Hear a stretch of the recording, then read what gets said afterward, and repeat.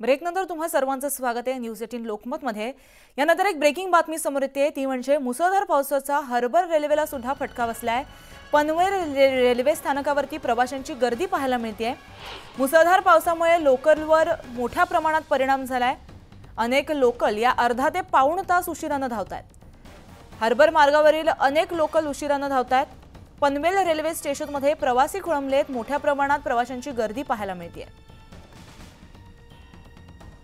तर याबाबत आपण अधिक माहिती जाणून घेऊ आमचे प्रतिनिधी प्रमोद पाटील यांच्याकडून।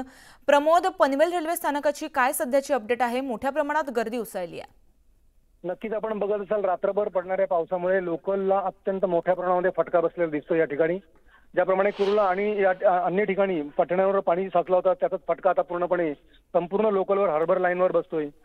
पनवेलवरून सुटणाऱ्या अनेक लोकल जे आहेत ते मोठ्या प्रमाणामध्ये उशिराने सुटत आहेत, तर सीएसटी वरून येणाऱ्या लोकल ही मोठ्या प्रमाणामध्ये उशिराने येतात आणि त्यामुळे प्रवाशांना प्रत्येक रेल्वे स्थानकावर हे अक्षरशः खोळंबत राहावं लागतं। त्यातली जी दृश्य आहेत पनवेल रेल्वे स्थानकावर प्रचंड मोठ्या प्रमाणामध्ये जवळपास अर्धा ते पाऊण तासापासून एकही गाडी या ठिकाणी आलेली नाही आणि त्यामुळे प्रवासी आणि चाकरमानी प्रचंड मोठ्या प्रमाणामध्ये खोळंबलेले आहेत।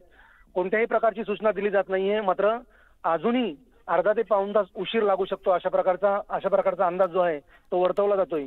पूर्णपणे जे हार्बर लाईन आहे पूर्णपणे पावसामुळे अक्षरशः खोळंबलेली आहे आणि त्याचा त्रास जो आहे तो आता चाकरमान्यांना सहन करावा लागतोय।